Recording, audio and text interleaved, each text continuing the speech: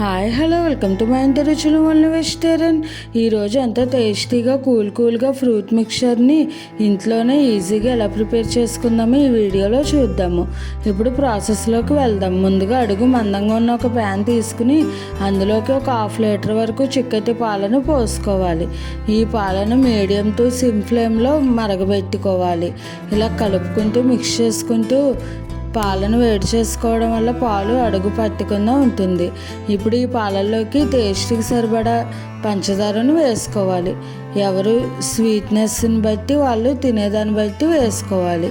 ఇప్పుడు ఈ పంచదార బాగా మెల్ట్ అయ్యి పాలు మరిగేలోపు ఒక కప్పులోకి 1/2 కప్పు వరకు పాలను తీసుకుని అందులోకి 1 టీ స్పూన్ కస్టర్డ్ పౌడర్ని వేసుకుని ఉండలేమీ లేకుండా స్మూత్గా ఇలా మిక్స్ చేసుకుని పక్కన పెట్టుకోవాలి. ఇప్పుడు ఈ పాలను మరలా ఒకసారి మిక్స్ చేసుకుని ఒక పొంగు వచ్చేంత వరకు కలుపుకుంటూ ఉండాలి.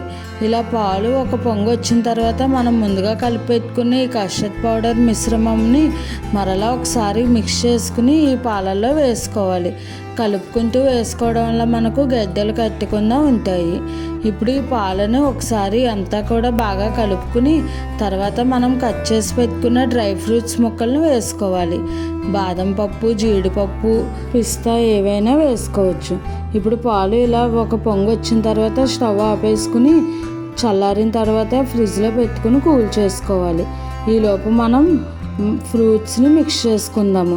నేను యాపిల్, దానిమ్మ, ఆరెంజ్, అలాగే అరటిపండు, బొబ్బాస్కాయ తీసుకున్నాను. మెయిన్గా ఇవైతేనే బాగుంటుంది ఫ్రూట్ మిక్సర్లోకి.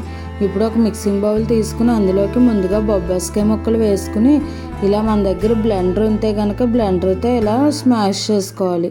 లేదంటే మిక్సీ జార్లో వేసుకునైనా ఒక పల్స్ ఇచ్చుకుంటే సరిపోతుంది. మరీ మెత్తగా అవ్వకూడదు, కొద్దిగా పలుకు ఉండాలి. తర్వాత అరటిపండును వేసుకోవాలి. అరటిపండు బాగా ముగ్గినదై ఉండాలి, అప్పుడే బాగుంటుంది. ఈ అరటిపండును కూడా ఒకసారి ఇలా ముక్కలుగా చేసుకుని తర్వాత దీనిని కూడా బాగా మెత్తగా స్మాష్ చేసుకోవాలి. ఇప్పుడు ఈ రెండు కూడా బాగా స్మాష్ అయిన తర్వాత మనం కట్ చేసి పెట్టుకున్న యాపిల్ ముక్కలు, దానిమ్మ అన్నీ కూడా వేసుకోవాలి.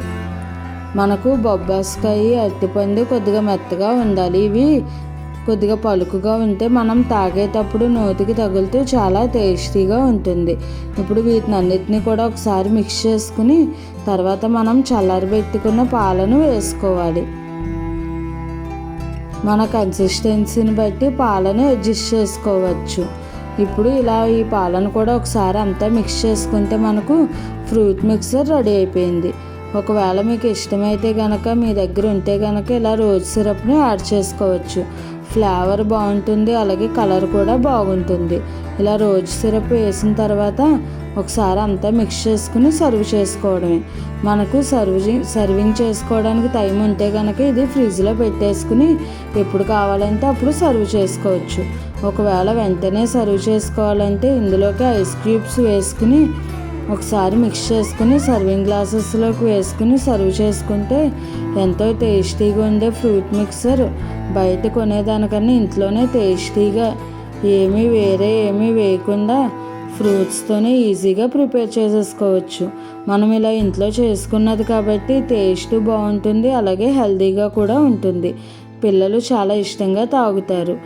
ఈ వేసవిలో ఇటువంటి ఫ్రూట్ జ్యూసెస్ చేసి పెడితే వాళ్ళకి హెల్త్కి చాలా మంచిది. నేను చేసిన ఈ క్వాంటిటీ ఒక 5 మెంబర్స్కి ఈజీగా వస్తుంది.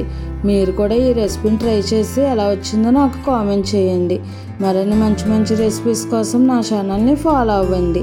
మీకు ఏమైనా వెజిటేరియన్ రెసిపీస్లో వెరైటీగా, హెల్తీగా, టేస్టీగా, సింపుల్గా కావాలి అనుకుంటే నాకు కామెంట్ చేయండి. ఈ రెసిపీ కనుక మీకు నచ్చినట్టయితే లైక్ చేసి, షేర్ చేసి, కామెంట్ చేసి నా ఛానల్ని సబ్స్క్రైబ్ చేసుకోండి. Thanks for watching.